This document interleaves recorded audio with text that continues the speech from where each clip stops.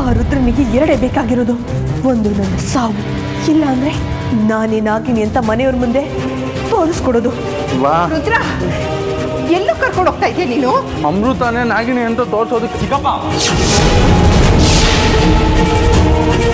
ನೀವು ಅಜ್ಜಿ ಸೇರ್ಕೊಂಡ್ರಾ? ಏನೇ ಹೇಳ್ತಾ ಇದೆಯಾ ನೀನು? 100 ಸಲ ಅಲ್ಲ 1000 ಸಲ ಅಮೃತವ್ರ ನಾಗಿಣಿ ಅಂತಂದ್ರು ನಾನ್ ನಂಬಲ್ಲ. ಹೌದಾ ಕಣ, ಮನ್ಸ್ಕೊಂಬ ಅವಳ ತಪ್ಪಿದ್ರೆ ಯಾರು ಏನ್ ಹೇಳಿದ್ರು ಕೇಳಿದ್ರು ನಿನ್ ಕಾಣಿಸೋದು ಇಲ್ಲ, ಕೇಳಿಸೋದು ಇಲ್ಲ ಅಲ್ವಾ? ಇದು ಆ ತ್ರಿವೇಣಿ ಆಸೆ ಕೂಡ. ಅಕಸ್ಮಾತ್ ನಾನು ನಾಗಿನಿ ಅಂತ ಗೊತ್ತಾಗೋದ್ರೆ ಅತ್ತೆ ಪ್ರೀತಿಯಾಗ್ಲಿ ಅರ್ಜುನ ಪ್ರೀತಿಯಾಗ್ಲಿ ನನಗೆ ಈ ಜನ್ಮದಲ್ಲಿ ಸಿಗೋದಿಲ್ಲ. ಇಲ್ಲ, ಅವರಿಬ್ಬರ ಪ್ರೀತಿಗಿಂತ ನನಗೆ ನಾಗಮಣಿನೇ ಮುಖ್ಯ. ಅದು ನನ್ನ ಕೈ ಸೇರಬೇಕು. ಏನು ಮಾಡೋದು? ಅಕಸ್ಮಾತ್ ನಾನು ಈ ಮನೆ ಬಿಟ್ಟು ಹೋದರೆ ರುದ್ರ ಇನ್ನೂ ಶಕ್ತಿಶಾಲಿ ಆಗ್ತಾನೆ. ಇಲ್ಲ, ಇದಕ್ಕೆ ಏನಾದರೂ ಒಂದು ಪರಿಹಾರ ಹುಡುಕ್ಲೇಬೇಕು.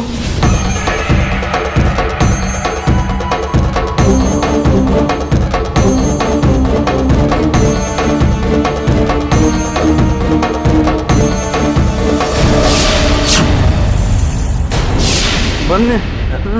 ಚಿಕ್ಕಪ್ಪ ಎಲ್ಲಿಗೆ?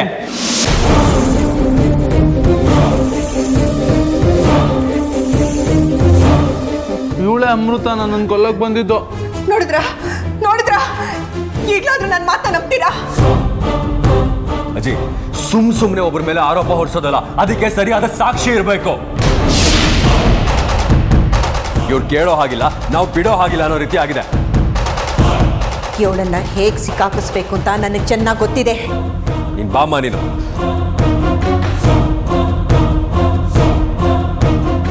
ಅಮ್ಮ, ನಂಗೇನೋ ಡೌಟು. ಯಾರ ಮೇಲೆ? ಅಮೃತ ಅವ್ರ ಮೇಲೆ. ಅರ್ಜುನ್, ನೀನ ಈ ಮಾತು ಹೇಳ್ತಾ ಇರೋದು? ಹೌದಮ್ಮ, ಇಲ್ಲದೇ ಇದ್ರೆ ಅಜ್ಜಿ ಯಾಕೆ ಅಷ್ಟು ಸ್ಟ್ರಾಂಗ್ ಆಗಿ ಬಿಲೀವ್ ಮಾಡ್ತಾ ಇದ್ರು? ಅಂದ್ರೆ ಅಜ್ಜಿ ಅನುಮಾನ ಪಡೋ ಪ್ರಕಾರ ಅಮೃತ ಅವರೇ ನಾಗಿಣಿ ಆಗಿದ್ದಿದ್ರೆ ಇವಾಗ ಅವರು ರೂಮಲ್ಲಿ ಇರೋದಿಲ್ಲ ಅಲ್ವಾ? ಹೌದು. ಬಾ, ಹಾಗಿದ್ರೆ ನೋಡೋಣ. ನಡಿ.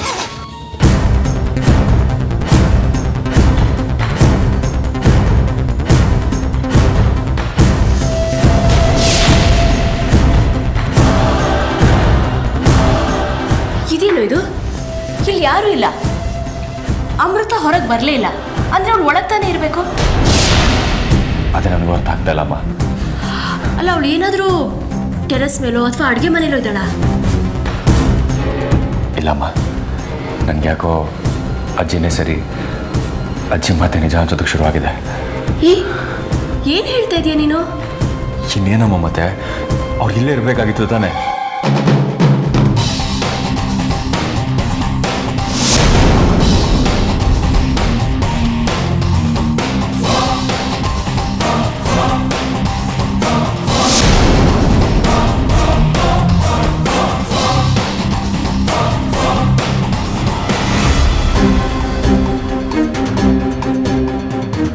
ಯಾಕ್ರಿ, ಯಾಕೆ ಇಲ್ಲಿಂದ ಬರ್ತಾ ಇದ್ದೀರಾ? ಏನಾಯ್ತು? ಮಾತಾಡಮ್ಮ ಅಮೃತ, ಯಾಕೆ ಸುಮ್ಮನೆ ನಿಂತು ಬಿಟ್ಟಿದ್ಯಾ? ಯಾಕೆ, ಏನಾಯ್ತ್ರಿ? ಅಮೃತ, ಏನಾಯ್ತಮ್ಮ? ಮಾತಾಡು. ಅಮೃತರ, ನೀವು ಏನೋ ಹೇಳ್ದೆ ಅಳಿತಾ ಇದ್ರೆ ನನ್ನಿಂದ ನೋಡೋದಕ್ಕಾಗಲ್ಲ. ಅದೇನಾಯ್ತು ಅಂತ ದಯವಿಟ್ಟು ಹೇಳಿ ಪ್ಲೀಸ್. ನೋಡು, ನೀನು ಸುಮ್ಮನೆ ಹೀಗೆ ಅಳ್ತಾ ಇದ್ರೆ ಏನು ಹೇಳ್ದೆ ಹೋದ್ರೆ ನಾವು ಏನಂತ ಅರ್ಥ ಮಾಡ್ಕೋಬೇಕು?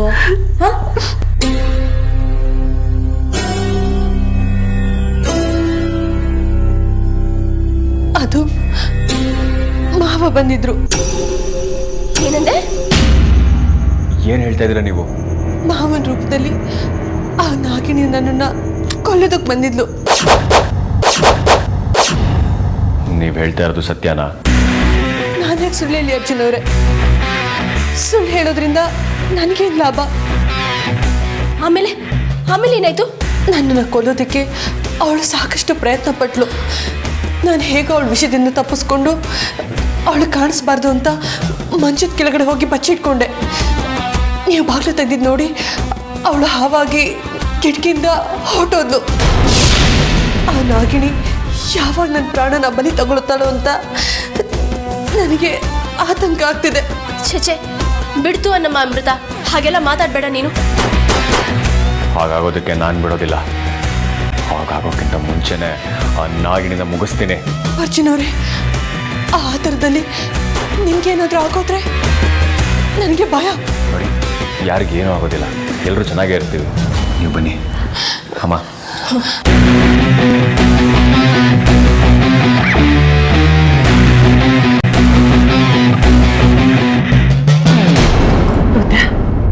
ಆ ನಾಗಿನಿ ನಿನ್ನ ಏನು ಮಾಡ್ಲಿಲ್ವಾ? ಅಣ್ಣನ ಥರ ಬಂದು ನನ್ನ ಕೊಲ್ಲೋದಕ್ಕೆ ಮೇಲ್ ಬಿದ್ದ. ನಾನು ತಪ್ಪಿಸ್ಕೊಬಿಟ್ಟೆ.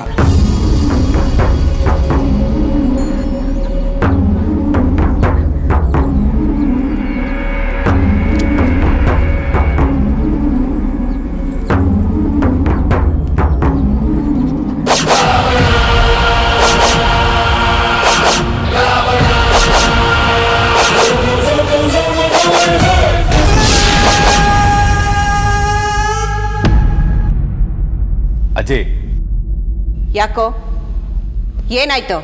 ನೀನು ಅಮೃತ ಅವ್ರನ್ನ ನಾಗಿಣಿ ಅಂತ ಹೇಳ್ತಾ ಇದೆಯಲ್ಲ, ರುದ್ರ ಚಿಕ್ಕಪ್ಪನ ನಾಗಿಣಿ ಹೇಗೆ ಕೊಲ್ಲೋದಕ್ಕೆ ಬಂದ್ಲೋ ಹಾಗೆ ಅಮೃತ ಅವ್ರನ್ನ ಕೊಲ್ಲೋದಕ್ಕೆ ಅಪ್ಪನ ರೂಪಲ್ಲಿ ಬಂದಿದ್ಲು. ಹಾಗಂತ ಇವಳು ಹೇಳಿದ್ಲು, ಅದನ್ನ ನೀವು ನಂಬಿದ್ರು. ಆದ್ರೆ ನಾನ್ ನಂಬೇಕಲ್ಲ. ನೀನ್ ನಂಬಿದ್ರು ನಂಬದೇ ಇದ್ರು ಇದೇ ಸತ್ಯ. ಯಾವುದು? ಅಮೃತ ಅವರು ನಾಗಿಣಿ ಅಲ್ಲ ಅನ್ನೋದು. ನೋಡು, ನೀನು ಯಾರ ಕಣ್ಣು ಬೇಕಾದ್ರೂ ಮಣ್ಣು ಎರಚ್ಬೋದು, ಆದ್ರೆ ನನಗಲ್ಲ. ಈ ಮನೆಗೆ ಇನ್ನೂ ಏನೇನು ಮಾಡಬೇಕು ಅಂತ ಇದೆಯಾ ನೀನು? ಅಜ್ಜಿ, ನೀವೇನು ಹೇಳ್ತಾ ಇದ್ದೀರೋ ನನಗೆ ಅರ್ಥ ಆಗ್ತಿಲ್ಲ. ಅರ್ಥ ಆಗ್ತಿಲ್ಲ ಅಂತ ತಪ್ಪಿಸ್ಕೊಳಕ್ ನೋಡ್ಬೇಡ ನೀನು. ಅಜಯ್, ನೀವು ಇದ್ದಿದ್ದಾರೆ ಮತ್ತೆ ಚದರಿಸ್ಬೇಡ. ಒಂದು ಹೇಳ್ತೀನಿ, ಮನ್ಸಲ್ಲಿಟ್ಕೋ. ನೀನು ಎಷ್ಟೇ ಪ್ರೂವ್ ಮಾಡಿದ್ರು ಎಷ್ಟೇ ಹೇಳಿದ್ರು ಅವರು ನಾಗಿಣಿ ಅಲ್ಲ, ಅಮೃತ.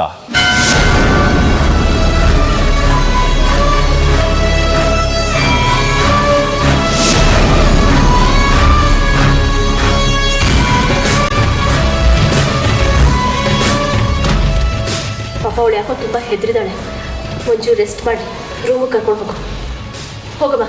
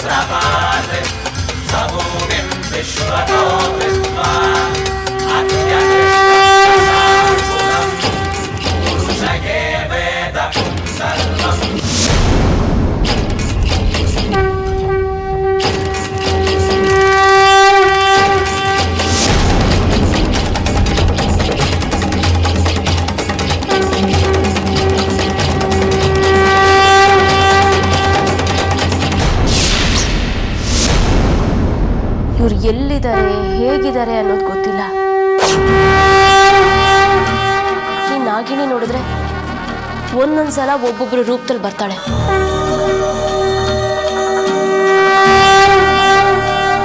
ಒಂದ್ಸಲ ನಮ್ಮ ಮನೆಯವ್ರ ರೂಪದಲ್ಲಿ, ಇನ್ನೊಂದ್ಸಲ ಅರ್ಜುನ್ ರೂಪದಲ್ಲಿ, ಇನ್ನು ಯಾರ್ಯಾರ ರೂಪದಲ್ಲಿ ಬರ್ತಾಳೋ ಏನಪ್ಪ.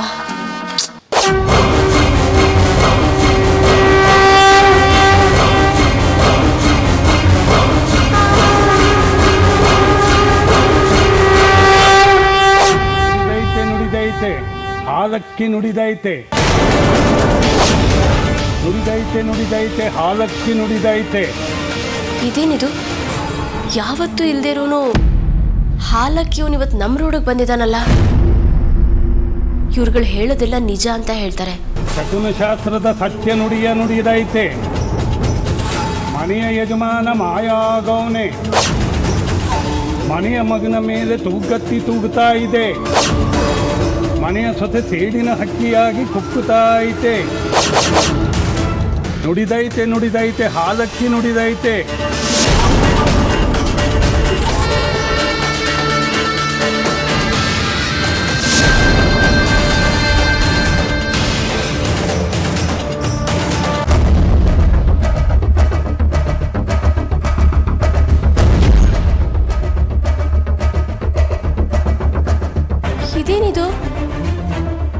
ಇದ್ದಿದ್ದ ಹಾಗೆ ಹೇಳ್ತಾ ಇದ್ದಾನಲ್ಲ.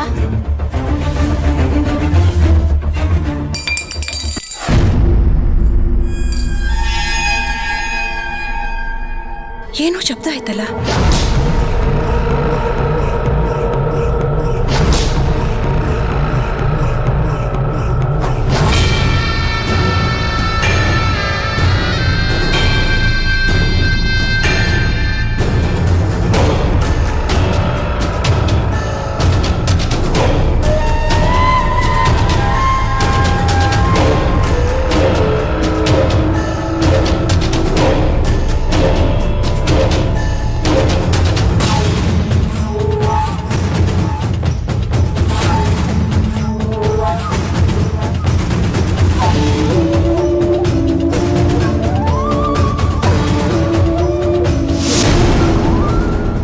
ಹೋಗ್ತಿದ್ಯಾ?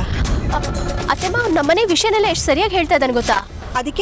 ಅದಕ್ಕೆ ಮುಂದೆ ಏನಾಗುತ್ತೆ ತಿಳ್ಕೊಳ್ಳೋಣ ಅಂತ. ನೋಡು, ಇಷ್ಟೊತ್ತಲ್ಲೇ ಅವ್ರನ್ನ ಹಿಂಬಾಲಿಸ್ಕೊಂಡು ಹೋಗ್ಬಾರ್ದು. ಈಗ ಯಾರ್ಯಾರ ಮನೆ ಮುಂದೆ ಬಂದು ನೋಡ್ತಿರ್ತಾರೋ ಬೆಳಿಗ್ಗೆ ಅವ್ರ ಮನೆಗೆ ಬರ್ತಾರೆ, ಆಗ ವಿಚಾರಿಸೋಣ. ಅಲ್ಲ ಅತ್ತೆಮ್ಮ, ಬೇಡ ಅಂತ ಹೇಳಿದ್ನಲ್ಲ, ಹೇಳಿದ್ ಮತ್ತೆ ಸ್ವಲ್ಪ ಕೇಳು. ಇಷ್ಟೊತ್ತಲ್ಲಿ ಹೋಗ್ಬಾರ್ದು. ಬಾನೆ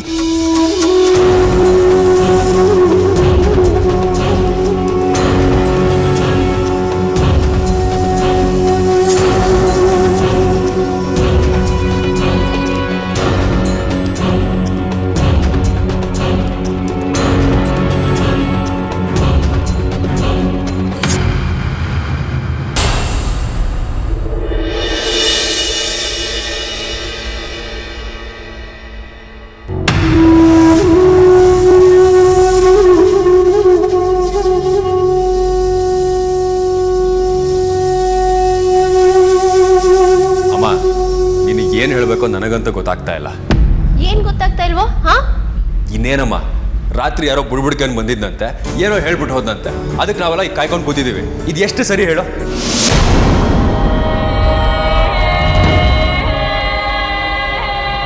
ನೋಡು, ಹಾಲಕ್ಕಿ ಮಾತು ಆದಿಶಕ್ತಿ ಮಾತು ಒಂದೇ ಅಂತ ಗಾದೆನೇ ಇದೆ ಗೊತ್ತಾ? ಹಾಲಕ್ಕಿ ನುಡಿತೈತೆ, ಹಾಲಕ್ಕಿ ನುಡಿತೈತೆ, ಹಾಲಕ್ಕಿ ನುಡಿತೈತೆ, ಹಾಲಕ್ಕಿ ನುಡಿತೈತೆ. ಅತ್ತೆಮ್ಮ, ಅವ್ನು ಬಂದ ಅನ್ಸುತ್ತೆ. ಹಾ, ಇರು, ಕರ್ಕೊಂಡು ಬರ್ತೀನಿ.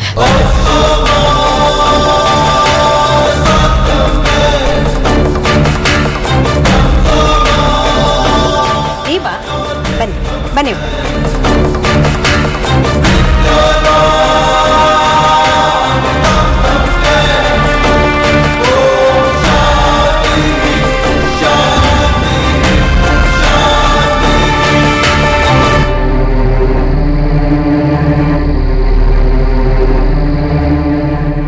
ನಾಗಶಾಪದಿಂದ, ನಾಗದ್ವೇಷದಿಂದ ನಿಮ್ಮ ಮನೆಯವರೆಲ್ಲ ನರಳ್ತಾ ಇದ್ದೀರಾ. ಸತ್ಯ ಅಂದರೆ ಸತ್ಯ ಅಂತ ಹೇಳಿ, ಸುಳ್ಳಾದರೆ ಸುಳ್ಳು ಅಂತೇಳಿ. ಸತ್ಯ. ನಿಮ್ಮ ಹಿರಿಮಗ ಅಂದರೆ ಈ ಮನೆ ಯಜಮಾನ 15 ದಿನಗಳಿಂದ ಕಾಣ್ತಾ ಇಲ್ಲ. ಸತ್ಯನ ಸುಳ್ಳ? ಸತ್ಯ. ತಿನ್ನೋದನ್ನ ಅಲ್ಲ, ಕುಡಿಯೋದು ನೀರಲ್ಲ ಅನ್ನೋ ಪರಿಸ್ಥಿತಿಯಲ್ಲಿದ್ದೀರಾ. ಸತ್ಯನ ಸುಳ್ಳ? ಸತ್ಯ. ಯಾವಾಗ ಏನಾಗುತ್ತೋ ಗೊತ್ತಿಲ್ಲ. ಯಾವಾಗ ಯಾವ ರೂಪದಲ್ಲಿ ನಿಮ್ಮ ಶತ್ರು ನಿಮ್ಮ ಮುಂದೆ ಬರ್ತಾರೋ ಗೊತ್ತಿಲ್ಲ. ಒಂದ್ಸಲ ಈ ಮನೆ ಯಜಮಾನನ ರೂಪದಲ್ಲಿ, ಇನ್ನೊಂದ್ಸಲ ಈ ಮನೆ ಮಗನ ರೂಪದಲ್ಲಿ. ಸತ್ಯನ ಸುಳ್ಳ? ಸತ್ಯ. ಸತ್ಯ. ನೋಡಿ, ಇಷ್ಟೊಂದೆಲ್ಲ ತಿಳ್ಕೊಂಡಿದ್ದೀರಾ ಅಂದಮೇಲೆ ಇದಕ್ಕೊಂದು ಪರಿಹಾರ ಅಂತ ಇರುತ್ತೆ ಅಲ್ವಾ? ಹೌದು. ಅದೇನು ಅಂತ ದಯವಿಟ್ಟು ಹೇಳಿ, ನಿಮ್ಗೆ ಕೈ ತುಂಬ ದುಡ್ಡು ಕೊಡ್ತೀನಿ. ದುಡ್ಡು ಕಾಸು ಜೀವನಕ್ಕೆ ಅವಶ್ಯಕ, ಆದರೆ ದುಡ್ಡೇ ಜೀವನ ಅಲ್ಲ ತಾಯಿ. ಸರಿ, ಅದೇನು ಪರಿಹಾರ ಅಂತ ಹೇಳಪ್ಪ. ವಿಷ್ಣುಪುರದಲ್ಲಿರುವ ಗರುಡ ದೇವಸ್ಥಾನಕ್ಕೆ ಹೋಗಿ ಪೂಜೆ ಮಾಡಿಸ್ಕೊಂಡು ಬರಬೇಕು.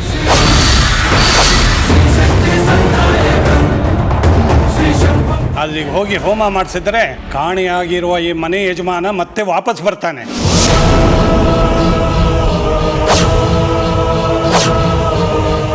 ನಿಜವಾಗ್ಲೂ? ಸತ್ಯ ತಾಯಿ, ನಾನು ನುಡಿತಾ ಇರೋದು ನುಡಿಯಲ್ಲ, ಆದಿಶಕ್ತಿಯ ಹಾಲಕ್ಕಿ ನುಡಿ. ಹಾಗೆಯೇ ನಿಮ್ಮ ಮನೆಯಲ್ಲಿರುವ ನಾಗಗಳು ನಿಮ್ಮ ಶಕ್ತಿಯನ್ನು ಕಳ್ಕೊಂಡು ನಿತ್ರಾಣ ಆಗ್ತವೆ. ಈ ಮನೆಯಿಂದ ದೂರ ಆಗ್ತವೆ. ನಾಗಗಳ ಜನ್ಮವೈರಿ ಗರುಡ ತಾನೇ? ಹಾಗಾದರೆ ನಾನು ವಿಷ್ಣುಪುರಕ್ಕೆ ಹೋಗಿ ಪೂಜೆ ಮತ್ತು ಹೋಮ ಮಾಡಿಸ್ಕೊಂಬರ್ತೀನಿ. ಬೇಡ, ನೀನೆಲ್ಲೂ ಹೋಗೋದು ಬೇಡ, ಯಾವ ಪೂಜೆನೂ ಮಾಡ್ಸೋದು ಬೇಡ. ಅಜ್ಜಿ ನಿನಗೆ ಏನಾಗಿದೆ ಅಜ್ಜಿ? ಅಪ್ಪ ಬಂದಿಲ್ಲ ಅಂತ ಪರಿತಪಿಸ್ತಿದ್ದೆ. ಈಗ ನೋಡಿದ್ರೆ ದೇವಸ್ಥಾನಕ್ಕೆ ಹೋಗಿ ಪೂಜೆ ಮಾಡಿಸಿದ್ರೆ ಅಪ್ಪ ವಾಪಸ್ ಬರ್ತಾರೆ ಅಂತಂದ್ರೆ ಬೇಡ ಅಂತಿದ್ಯಲ್ಲ. ಇಲ್ಲ, ನಾನು ವಿಷ್ಣುಪುರದಲ್ಲಿರೋ ಗರುಡ ದೇವಸ್ಥಾನಕ್ಕೆ ಹೋಗ್ತೀನಿ, ಅಲ್ಲಿ ಪೂಜೆ ಹೋಮ ಮಾಡಿಸ್ತೀನಿ. ಇದನ್ನ ಯಾರು ತಡೆಯೋದಕ್ಕಾಗೋದಿಲ್ಲ.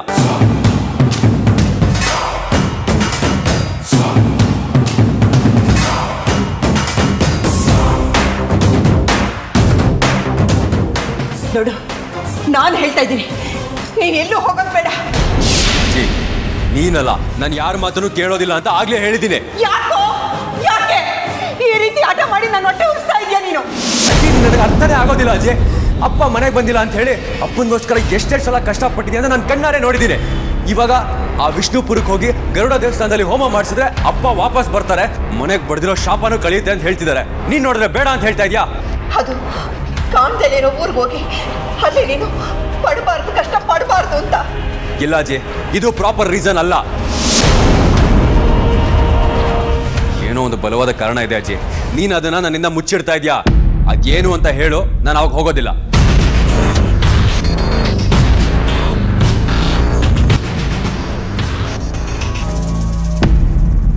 ಯಾಕಜ್ಜಿ, ಯಾಕೆ ಸುಮ್ಮನಾಗೋದೆ? ಮಾತಾಡೋ. ಅಜ್ಜಿ ನಿಮ್ಮ ಹತ್ರ ಏನು ಮುಚ್ಚಿಡೋದಕ್ಕೆ ಸಾಧ್ಯ? ಮತ್ಯಾಕೆ ವಿಷ್ಣುಪುರದಲ್ಲಿರೋ ಗರುಡ ದೇವಸ್ಥಾನಕ್ಕೆ ಹೋಗೋದು ಬೇಡ, ಪೂಜೆ ಮಾಡಿಸೋದು ಬೇಡ ಅಂತ ಹೇಳ್ತಿದ್ದಾರೆ? ಹಿರಿಯರು ಹೇಳೋ ಪ್ರತಿಯೊಂದು ಮಾತಲ್ಲೂ ಒಂದು ಅರ್ಥ ಇರುತ್ತೆ, ಒಂದು ಕಾರಣ ಇರುತ್ತೆ. ಕಾರಣನೇ ಹೇಳಿದೆ ಹೋಗ್ಬೇಡ ಅಂತ ಹೇಳಿದ್ರೆ ಏನ್ರಿ ಅರ್ಥ? ಸರಿ, ಎಲ್ಲ ವಿಚಾರದಲ್ಲೂ ಅಜ್ಜಿನ ವಿರೋಧಿಸ್ತಾ ಇದ್ದೀವಿ ನೀವು, ಇವತ್ತೇನು ಈ ವಿಚಾರದಲ್ಲಿ ಬಹಳ ಸಪೋರ್ಟ್ ಮಾಡ್ತಾ ಇದ್ದೀರಾ? ನೋಡಿ, ಹಾಗೆ ಮಾಡಿದರೆ ಮಾತ್ರ ಈ ಮನೆಗೆ ತಟ್ಟಿರೋ ಶಾಪ ಪರಿಹಾರ ಆಗುತ್ತೆ. ಇದನ್ನು ಬಿಟ್ಟರೆ ನಿಮಗೆ ಬೇರೆ ದಾರಿನೇ ಇಲ್ಲ. ಕೇಳಿದ್ರ ಅತ್ತೆಮ್ಮ, ಅವ್ರ ಮನೆಗೆ ಬರಲಿ ಅಂತ ನಾವು ಪಡೆದೇ ಇರೋ ಕಷ್ಟ ಇಲ್ಲ, ಮಾಡದೇ ಇರೋ ಪೂಜೆ ಇಲ್ಲ. 10ರಲ್ಲಿ 11 ಅಂತ ಇದು ಒಂದನ್ನು ಮಾಡಿ ಮುಗಿಸ್ಬಿಡೋಣ. ನಮ್ಮ ಕಷ್ಟ ಕಳೆದು ಅವ್ರ ಮನೆಗೆ ಬಂದರೂ ಬರಬಹುದು. ಬಂದರೂ ಬರ್ಬೋದಲ್ಲಮ್ಮ, ಖಚಿತವಾಗಿ ಬರ್ತಾರೆ. ಯಾಕೆಂದ್ರೆ ಆ ವಿಷ್ಣು ಪುರಾಣದ ಇತಿಹಾಸ, ಗರುಡ ದೇವರ ಮಹಿಮೆ ನಿಮಗೆ ಗೊತ್ತಿಲ್ಲ. ಹೇಳ್ತೀನಿ ಕೇಳಿ. ರಾಮಾಯಣದಲ್ಲಿ ರಾವಣ ಸೀತೆಯನ್ನು ಲಂಕೆಗೆ ಎತ್ಕೊಂಡು ಹೋಗುವಾಗ ಜಟಾಯು ಬಂದ ಸೀತೆಯನ್ನ ಉಳಿಸೋದಕ್ಕೆ. ಆಗ ರಾವಣನಿಗೂ ಜಟಾಯುಗೂ ಯುದ್ಧ ಆಯಿತು. ರಾವಣ ಜಟಾಯುನ ಸಂಹಾರ ಮಾಡಕ್ ನೋಡ್ದ, ಆದರೆ ಜಟಾಯು ಸಾಯಿಲ್ಲ. ರಾಮ ಬರೋ ತನಕ ತನ್ನ ಜೀವ ಹಿಡ್ಕೊಂಡಿದ್ದ. ರಾಮನಿಗೆ ವಿಷಯ ಹೇಳಿ ಪ್ರಾಣ ಬಿಟ್ಟ. ಅದೇ ಜಾಗದಲ್ಲಿ ಆ ಗರುಡ ದೇವಸ್ಥಾನ ಇರೋದು. ಜಟಾಯು ಬೇರೆ ಯಾರೂ ಅಲ್ಲ, ಗರುಡ ವಂಶದ ಮೂಲ ಪುರುಷ.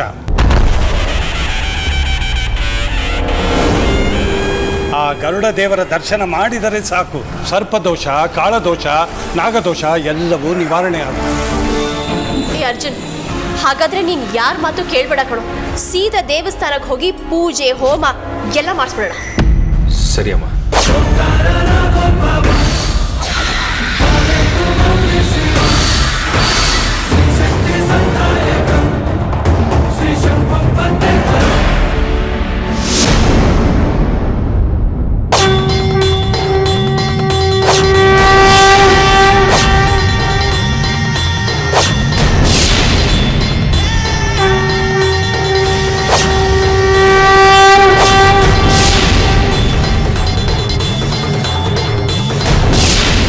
ಹಿಂದೆ ದೇವಸ್ಥಾನ ಕೈಲಾಸ ವೈಕುಂಠಕ್ಕೆ ಸಮನಾಗಿ ಪೂಜೆ ಪುನಸ್ಕಾರ ಜಾತ್ರೆ ಎಲ್ಲ ನಡೀತಾ ಇತ್ತು. ಅದು ಯಾರು ಕಣ್ಣು ಬಿತ್ತೋ ಏನೋ, ಪೂಜೆ ಪುನಸ್ಕಾರ ಜಾತ್ರೆ ಎಲ್ಲ ನಿಂತೋಯ್ತು.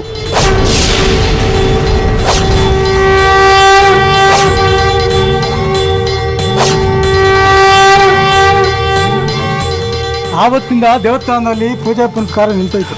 ಅಂದಿನಿಂದ ಇಂದಿನವರೆಗೂ ನಮ್ಮ ಊರಿಗೆ ಬರಬಾರ ದರಿದ್ರ ಬಂದ್ಬಿಟ್ಟಿದೆ ಕಣ.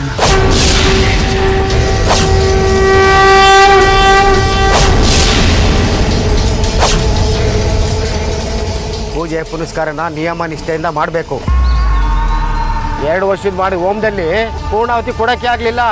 ಯಾಕೆ? ಪೂರ್ಣಾಹುತಿ ನೀಡೋ ಸಮಯದಲ್ಲಿ ಒಂದಲ್ಲ ಒಂದು ಅಡ್ಡಿ ಆತಂಕ ಬಂದ್ಬಿಡೋದು. 2 ವರ್ಷದಿಂದ ಪೂಜಾ ಹೋಮ ಅರ್ಧಕ್ಕೆ ನಿಂತಿದೆ. ಇಡೀ ಹಳ್ಳಿ ಜನ ಗರುಡ ದೇವರ ಕೋಪಕ್ಕೆ ತುತ್ತಾಗಿದ್ದಾರೆ. ಈ ವರ್ಷನೂ ನಮ್ಮ ಹಳ್ಳಿ ಜನ ಶತ್ರುಘ್ನ ವರ್ಮನ ನಂಬ್ಕೊಂಡ್ರೆ ಪೂಜೆ ಆಗೋದಿಲ್ಲ.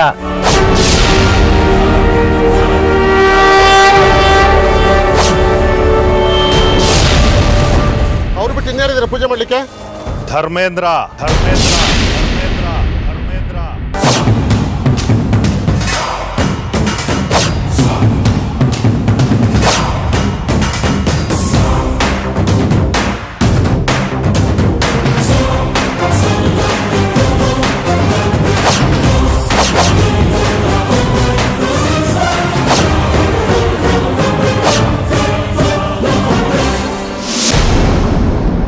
ಈಗ ಏನು ಮಾಡಬೇಕು ಅಂತಲೇ ಗೊತ್ತಾಗ್ತಾ ಇಲ್ಲ. ಅರ್ಜುನ್ ಅವರು ಒಂದ್ಸರಿ ನಿರ್ಧಾರ ಮಾಡಿದ್ರೆ ಮುಗೀತು. ಅವ್ರ ಮಾತನ್ನ ಹಿಂದೆ ತಗೊಳ್ಳಲ್ಲ.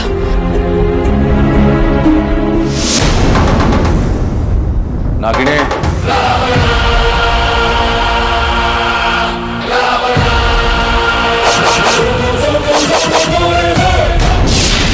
ಯಾಕೆ ಹಳ್ಳಿದ ಮುಖ ಹಾಗೆ ಬೀಳ್ಸ್ಕೊಂಡು ಮುದ್ರೋಗಿದೆ?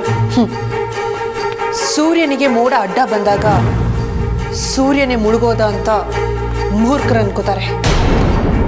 ನೀನು ಅಂತವನೇ. ನಾನು ಮೂರ್ಖ ಇರ್ಬೋದು, ಆದ್ರೆ ನೀನು ಸೂರ್ಯ ಅಂತ ಅನ್ಕೋಬೇಡ. ಯಾಕೆ ಅಂದ್ರೆ ಸೂರ್ಯಾಸ್ತ ತುಂಬಾ ದೂರದಲ್ಲಿಲ್ಲ, ಹತ್ರದಲ್ಲೇ ಇದೆ. ಈ ಮಾತನ್ನ ನೀನು ಹೇಳ್ತಾ ಇದೀಯಾ, ನಾನು ಕೇಳ್ತಾನೆ ಇದ್ದೀನಿ. ಏನೂ ಆಗ್ತಾ ಇಲ್ಲ. ಎಲ್ಲದಕ್ಕೂ ಟೈಮ್ ಬರಬೇಕಲ್ಲ ನಾಗಿಣಿ, ಅದು ಈಗ ಬಂದಾಯ್ತು. ನಿಂಗೊಂದು ಸತ್ಯ ಗೊತ್ತಾ? ಹಾಲಕ್ಕಿ ಅವನ ಮನೆಗೆ ಕರೆಸಿದ್ದು, ಶಕುನ ನುಡಿಸಿದ್ದು ಬೇರೆ ಯಾರೂ ಅಲ್ಲ, ನಾನೇ.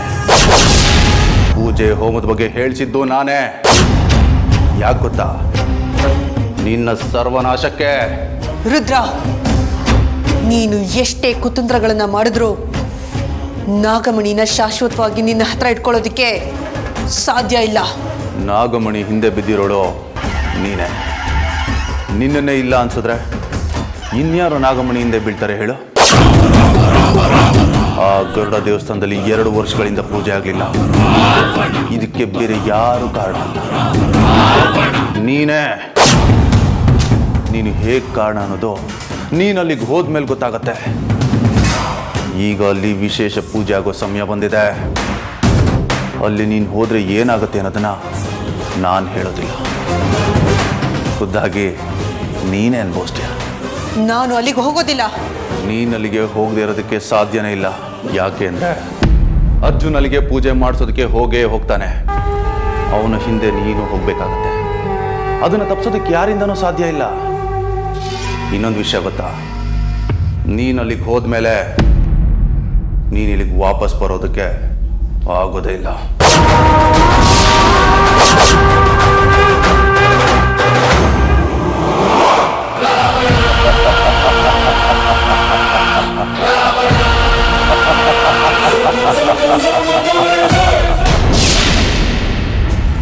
ನಿನ್ನ ಪ್ರಯಾಣ ಸುಖಕರವಾಗಿದೆ.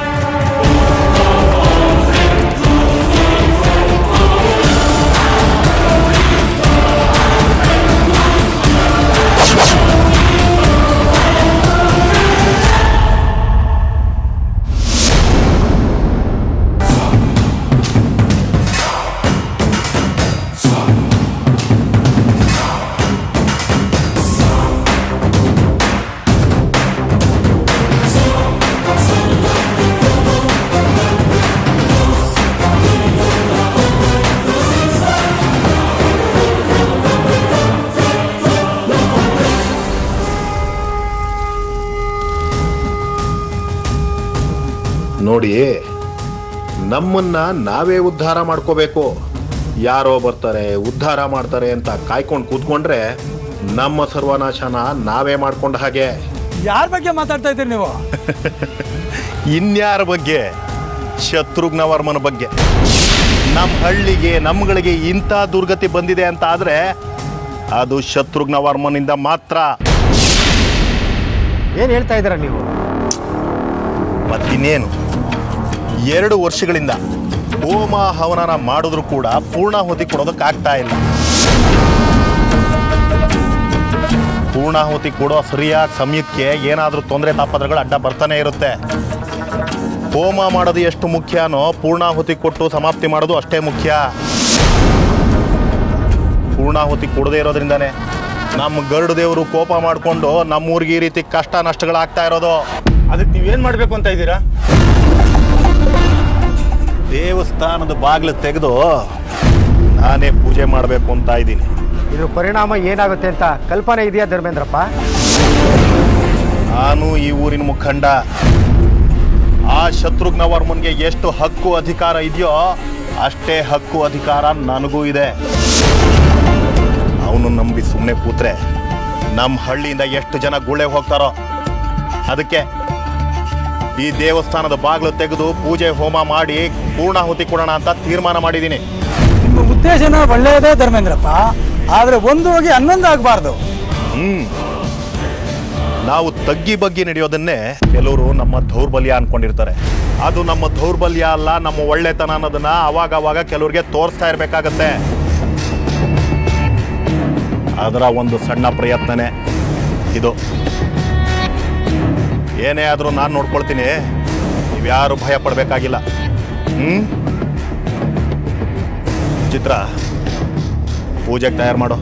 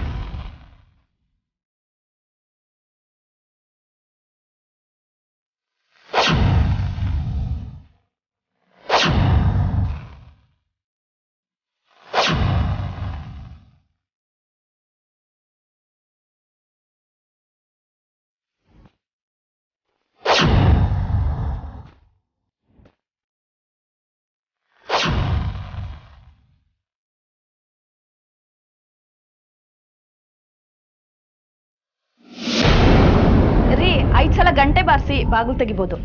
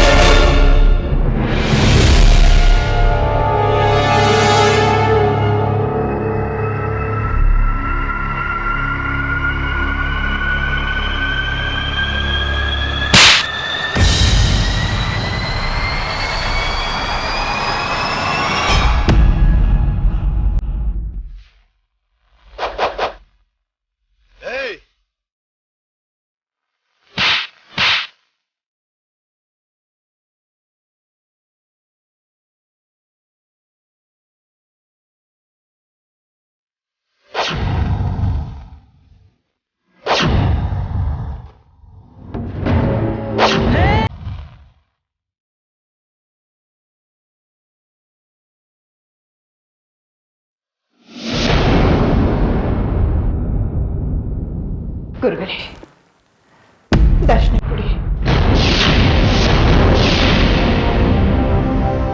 ಹೇಳು ದಮಯಂತಿ. ಗುರುಗಳೇ, ನಮ್ಮ ಅರ್ಜುನ್ ವಿಷ್ಣುಪುರಕ್ಕೆ ಹೋಗಿ ಹೋಮ ಪೂಜೆ ಮಾಡಿಸ್ಬೇಕು ಅಂತ ಒಂದೇ ಸಮನೆ ಹಠ ಮಾಡ್ತಾ ಇದ್ದಾನೆ. ಹೇಗಾದ್ರೂ ಮಾಡಿ ಅದನ್ನ ತಡೀರಿ.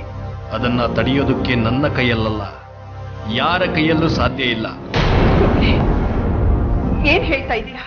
ಇರೋ ವಾಸ್ತವನ ದಮಯಂತಿ. ಅರ್ಜುನ್ ನಿನ್ನ ಸೊತ್ತು ಅನ್ನೋ ಭ್ರಮೆಯನ್ನ ಬಿಡು ಅಂತ ನಾನು ಹೇಳ್ತಾನೆ ಇದ್ದೀನಿ. ನೀನು ಈ ಲೋಕದ ಏಕಶ್ಚಿತ್ ಮನುಷ್ಯಳಂತೆ ಯೋಚನೆ ಮಾಡ್ತಾನೇ ಇದೆಯಾ? ಗುರುಗಳೇ, ಅರ್ಜುನ್ ಬಿಟ್ರೆ ನನಗ್ ಬೇರೆ ಯಾರು ಇಲ್ಲ. ಅವನನ್ನು ಕಳ್ಕೊಂಡ್ರೆ ನಾನು ಬದುಕಿದ್ದು ಏನ್ ಪ್ರಯೋಜನ ಹೇಳಿ? ಹಾಗಂತ ದೈವ ಬರಹನ ಬದಲಾಯಿಸೋಕಾಗೋದಿಲ್ಲ ದಮಯಂತಿ. ಪೂರ್ವ ಬರಹದಲ್ಲಿ ಏನು ಬರೆದಿದೆಯೋ ಅದೇ ಆಗೋದು. ನೀನೆಷ್ಟೇ ಪ್ರಯತ್ನ ಪಟ್ಟರೂ ಸಹ ನಿನ್ನ ಆಸೆ ನಿರಾಶೆ ಆಗುತ್ತೆ ಹೊರತು ಈಡೇರಲ್ಲ.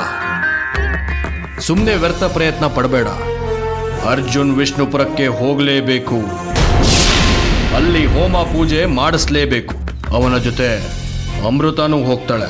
ಗುರುಗಳೇ, ಅರ್ಜುನ್ 2 ದಿವಸನಕ್ಕೆ ಹೋದ್ರೆ ಕಂಟಕ ಇದೆ ಅಂತ ಗೊತ್ತಿದ್ರು ನಾನು ಅವನ್ನ ಹೇಗೆ ಕಳಿಸ್ದೆ ಗುರುಗಳೇ? ನೀನೇನಾದ್ರೂ ಅರ್ಜುನ್ನ ಅಲ್ಲಿ ಕಳಿಸ್ದೆ ಇಲ್ಲೇ ಉಳಿಸ್ಕೊಂಡ್ರೆ ನೀನು ಮಾತ್ರ ಅಲ್ಲ, ಇಡೀ ನಿನ್ನ ಕುಟುಂಬನೇ ಸರ್ವನಾಶ ಆಗೋಗ್ತೀರ. ಅಲ್ಲಿಗೆ ಹೋದ್ಮೇಲೆ ಅರ್ಜುನ್ಗೆ ಗಂಡಾಂತರ ಕಾಡುತ್ತೆ. ಆಗ ಅಮೃತ ಅರ್ಜುನ್ನ ಕಾಪಾಡ್ಕೊಳ್ತಾಳೆ. ಅರ್ಜುನ್ ಮತ್ತೆ ಅಮೃತ ವಿಷ್ಣುಪುರಕ್ಕೆ ಹೋಗೋದನ್ನ ಯಾರಿಂದನೂ ತಪ್ಪಿಸೋದಕ್ಕೆ ಸಾಧ್ಯ ಇಲ್ಲ. ನಿನ್ನ ಗುರುವಾಗಿ ನಾನು ಹೇಳಬೇಕಿದ್ದನ್ನ ನಿನಗೆ ಹೇಳಿದ್ದೀನಿ. ಇನ್ನೂ ನೀನು ಉದ್ಧಟತನದಿಂದ ಮೆರೆದ್ರೆ ಉದ್ಧಾರ ಆಗೋದಿಲ್ಲ. ಅರ್ಜುನ್ ಅಲ್ಲಿಂದ ಕರ್ಕೊಂಡು ಬಂದು ಸಾಕಿ ಬೆಳೆಸಿ ದೊಡ್ಡವನ್ ಮಾಡೋದಕ್ಕೆ ನಾನು ಎಷ್ಟೆಲ್ಲ ಕಷ್ಟಪಟ್ಟಿದ್ದೀನಿ ಅಂತ ನನಗೆ ಮಾತ್ರ ಗೊತ್ತು. ಒಂದ್ ವೇಳೆ ಅರ್ಜುನ್ ಗರುಡ ದೇವಸ್ಥಾನಕ್ಕೆ ಹೋದ್ರೆ ನಾನು ಎಷ್ಟು ವರ್ಷ ಪಟ್ಟಿದ್ದ ಕಷ್ಟ ಎಲ್ಲ ವ್ಯರ್ಥ ಆಗತ್ತೆ. ನನ್ನ ಶ್ರಮ ವ್ಯರ್ಥ ಆಗತ್ತೆ.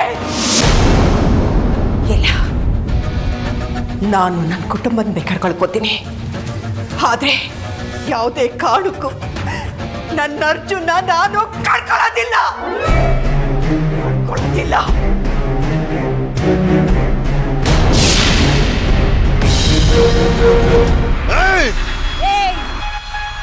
ಕೂಗಾಡೋದು ನನಗೂ ಇಷ್ಟ ಆಗಲ್ಲ, ನಮ್ಮಣ್ಣನಿಗೂ ಇಷ್ಟ ಆಗಲ್ಲ.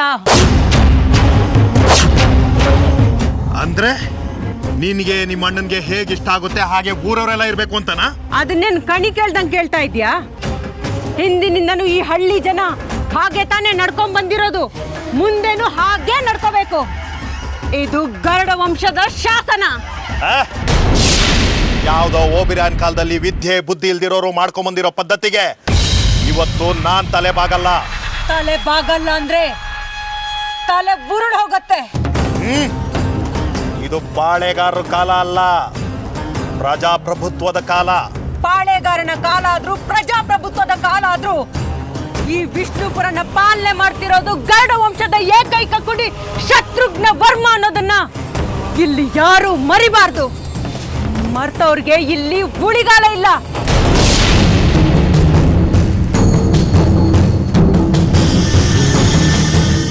ಯಾಕೆ ಅಂದ್ರೆ ಇಲ್ಲಿ ನಾವು ಕೊಟ್ಟಿದ್ದೆ ತೀರ್ಪು, ನಾವು ಹೇಳಿದ್ದೆ ಶಾಸನ. ಹಾಗಂತ ಸುಮ್ಮನೆ ಕೂತ್ರೆ ನಾವು ನಮ್ಮ ಹಳ್ಳಿ ಸರ್ವನಾಶ ಆಗೋದು ಖಾತ್ರಿ. ಅಂತದ್ದೇನಾಯ್ತೀಗ? ಅಂಗೈ ಹುಣ್ಣಿಗೆ ಕನ್ನಡಿ ಬೇಕಾ? ಒಗಟಾಗಿ ಹೇಳಿ ನನ್ನ ಸಮಯನ ನಿನ್ ಸಮಯನ ವ್ಯರ್ಥ ಮಾಡ್ಕೋಬೇಡ. ಅದೇನು ಅಂತ ಬಿಡಿಸೇಳು. 2 ವರ್ಷದಿಂದ ಈ ದೇವಸ್ಥಾನಕ್ಕೆ ಪೂಜೆನೂ ನಡೆದಿಲ್ಲ, ಹೋಮನೂ ನಡೆದಿಲ್ಲ, ಪೂರ್ಣಾಹುತಿನ ಮೊದಲ ಕೊಟ್ಟಿಲ್ಲ. ಅದಕ್ಕೆ ಈ ಊರಿಗೆ ದರಿದ್ರ ಬಂದು ಒಕ್ಕರಿಸ್ಕೊಂಡಿರೋದು. ಅದಕ್ಕೆ ನಾನೇ ದೇವಸ್ಥಾನದ ಬಾಗಿಲು ತೆಗೆದು ಪೂಜೆ ಮಾಡಬೇಕು ಅಂತ ಇದ್ದೀನಿ. ಆ ಯೋಗನು ನಿನಗಿಲ್ಲ, ಆ ಯೋಗ್ಯತೆನೂ ನಿನಗಿಲ್ಲ. ಯಾಕಿಲ್ಲ? ನಾನು ಸಹ ಈ ಊರಿನ ಮುಖಂಡ. ಈ ಹಳ್ಳಿ ಜನಗಳ ಜವಾಬ್ದಾರಿ ನನ್ನ ಮೇಲೂ ಇದೆ. ಏಯ್, ಹೀಗೆ ಉದ್ದಟತನ ಮಾಡಿ ನಿನ್ನ ಸಮಾಧಿನ ನೀನೇ ತೋಡ್ಕೋಬೇಡ ಧರ್ಮೇಂದ್ರ. ಸೈಲೆಂಟ್ ಆಗಿ ಸೈಡಿಗೆ ಬಾ. ಇವತ್ತೆರಡರಲ್ಲೊಂದು ತೀರ್ಮಾನ ಆಗ್ಲೇಬೇಕು. ಸಾವು ಸಮೀಪದಲ್ಲಿರೋರ್ನ ಆ ಶಂಕರನು ಕಾಪಾಡೋದಕ್ಕಾಗಲ್ವಂತೆ. ನೀನ್ ಏನೇ ಹೇಳಿದ್ರು ನಾನು ಮಾತ್ರ ಹಿಂದೆ ಸರಿಯಲ್ಲ. ಇನ್ನೊಂದು ವಿಷಯ ತಿಳ್ಕೊ, ನಾನು ಒಬ್ಬ ಗಂಡಸು ಅನ್ನೋದನ್ನ ಮರ್ತು ನನ್ನ ಮೇಲೆ ಕೈ ಮಾಡಿದ್ಯಾ. ನಾನು ಹಾಗೆ ಮಾಡಬಹುದಾಗಿತ್ತು. ಹಾಗೆ ಮಾಡಿದ್ರೆ ನನಗೂ ನಿನಗೂ ವ್ಯತ್ಯಾಸನೇ ಇರಲ್ಲ. ಅದಕ್ಕೆ ಏನ್ ಮಾಡ್ತೀಯ ಈಗ? ಈ ವಿಷಯವಾಗಿ ಪಂಚಾಯಿತಿ ಕರಿತೀನಿ, ಊರ್ ಜನರನ್ನು ಸೇರಿಸ್ತೀನಿ. ನಿನ್ನ ತಪ್ಪಿಗೆ ಸರಿಯಾದ ಶಿಕ್ಷೆ ಆಗ್ಲೇಬೇಕು. ಈ ಗರುಡು ವಂಶದ ವಿರುದ್ಧವಾಗಿ ತೀರ್ಪು ಕೊಡೋ ತಮ್ಮಾಗ್ಲಿ ಧೈರ್ಯ ಆಗ್ಲಿ ಈ ಪಂಚಾಯತಿ ಪಂಚರಲ್ಲಿ ಯಾರಿಗಿದೆ? ಒಂದು ಮಾತು ತಿಳ್ಕೊ ಧರ್ಮೇಂದ್ರ, ನೀನು ಮಾಡ್ತಾ ಇರೋ ಕೆಲ್ಸಕ್ಕೆ ತಕ್ಕ ಪ್ರತಿಫಲ ಅನುಭವಿಸ್ತೀಯ.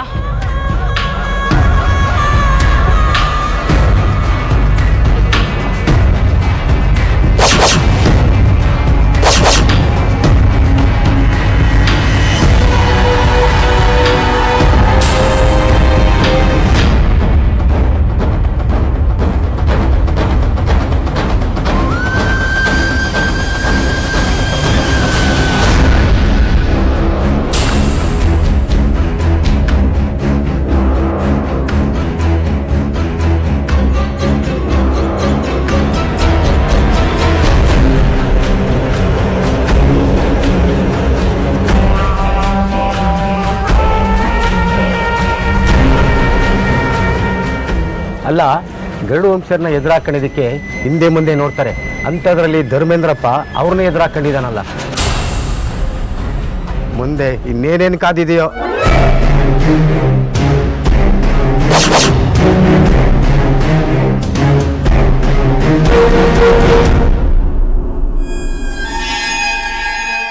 ಸಿದ್ಧ ಆಗ್ತಾ ಇದ್ದೀರಾ? ಅಂದ್ರೆ ನನ್ನ ಮಾತಿಗೆ ಬಿಡ್ಕಾಸಷ್ಟು ಬೆಲೆ ಇಲ್ವಾ? ಅಜ್ಜಿ, ನೀನು ಯಾಕೆ ಬೇಡ ಬೇಡ ಅಂತ ಹೇಳ್ತಿದ್ಯಾ ನನಗಂತೂ ಗೊತ್ತಾಗ್ತಾ ಇಲ್ಲ. ಅಲ್ಲ, ಅಲ್ಲಿ ಹೋಗಿ ಪೂಜೆ ಮಾಡಿಸೋದ್ರಿಂದ ಆಗೋ ನಷ್ಟ ಆದರೂ ಏನು? ಅರ್ಜುನ್, ಹಾಲಕ್ಕೆ ಇವ್ನು ಹೇಳ್ದಂತ ಹೊರಟು ನಿಂತಿದ್ದೀರಲ್ಲ, ನಿಮ್ಗೆ ಏನು ಹೇಳಬೇಕು ಅಂತ ಅರ್ಥ ಆಗ್ತಿಲ್ಲ. ಅವ್ನು ಹೇಳಿದ ಮಾತೆಲ್ಲ ನಿಜ ಆಗತ್ತಾ? ಅಜ್ಜಿ, ಇದು ಅಪ್ಪನಿಗೆ ಸಂಬಂಧಪಟ್ಟ ವಿಚಾರ. ಮತ್ತೆ ನಿಮ್ಮಪ್ಪನ ಮನೆಗೆ ಕರ್ಕೊಂಡು ಬರೋ ಜವಾಬ್ದಾರಿ ನಂದು. ಅಜ್ಜಿ ಅಷ್ಟು ಹೇಳ್ತಾ ಇದ್ದಾರೆ, ಅಜ್ಜಿ ಮಾತು ಕೇಳೋಣ ಅಂತ ಅನ್ನಿಸ್ತಾ ಇದೆ ಅರ್ಚನವ್ರೆ. ಒಂದು ವೇಳೆ ವಿಷ್ಣುಪುರಕ್ಕೆ ನಾನು ಹೋಗಿ ಹೋಮ ಪೂಜೆ ಮಾಡಿಸ್ಕೊಂಬರಕ್ಕಾಗದೇ ಇದ್ರೆ ನನ್ನ ಪರವಾಗಿ ನೀವು ಹೋಗಿ ಹೋಮ ಪೂಜೆ ಮಾಡಿಸ್ಕೊಂಬರ್ಬೇಕಾಗತ್ತೆ. ಏನು? ನಾನು? ಹೌದು.